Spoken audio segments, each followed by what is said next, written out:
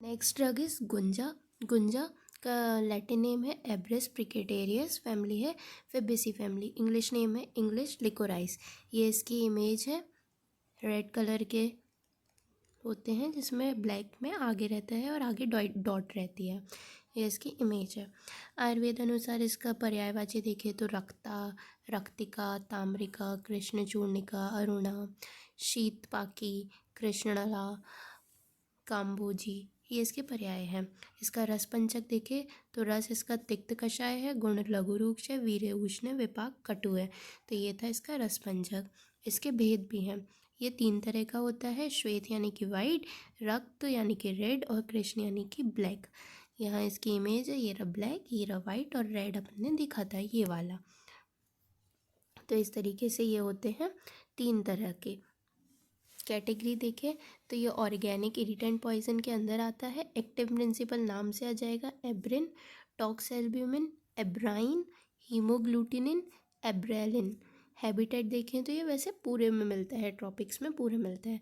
Morphology ऐसे ज़रूरी नहीं है, but it's a cylinder twinning climber होता है, ये क्लाइंबर होता है। लीव्स लॉन्ग रहती हैं, पिन्नेट रहती हैं। फ्लावर पी लाइक रहते हैं, मटर के दाने जैसे दिख रहे हैं फली में। Long purple, pink, yellowish and white in colour होते हैं। सीड्स एग शेप की होती हैं, bright scarlet in colour and marked with a large black spot at the end which is devoid of any taste and order. ऐसी sign and symptoms Ayurveda अनुसार देखें तो bleeding, fatigue यानी तंद्रा, मोह यानी स्टूपर। मॉडर्न अकॉर्डिंग देखें तो एब्डोमिनल पेन होगा, नॉजिया होगी, वॉमिटिंग होगा, डायरिया होगी, कोल्ड पर्स्पिरेशन होगा, trembling of hands etcetera. Multi organ failure भी हो सकता है, एरिथमिया भी हो सकती है, एरिथमिया कन्वर्जन आएंगे। ये जो होता है ये वाइपर, स्नेक वाइपर की तरह रिजेंबल करता है। तो वाइवा में पूछ लिया जाता है कि क्वाई की पॉइजनिंग स्नेक वाइपर की तरह रिजेंबल करती है, तो वाइपर स्नेक की तरह ये रिजेंबल करता है। फेटल डोज इसका 90 से 120 मिलीग्राम है। फेटल पीरियड इसका 3 से 5 डेज़ है।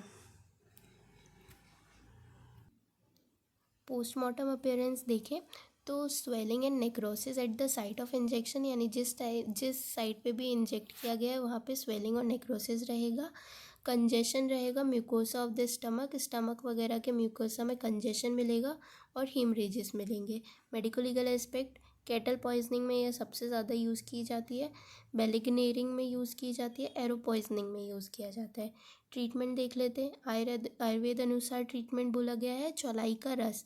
चौलाई एक तरीके से भाजी होती है, उसका अपन को रस निकालना है, उसमें मिश्री मिलाकर देनी है और उसके ऊपर दूध पिलाना है। इससे घुंची का विष शांत हो जाता है। मॉडर्न अकॉर्डिंग इसका एंटीडोट क्या है, एंटी एब्रिन। इसमें एक्टिव प्रिंसिपल था एब्रिन, तो उसका एंटीडोट हो गया एंटी एब्रिन।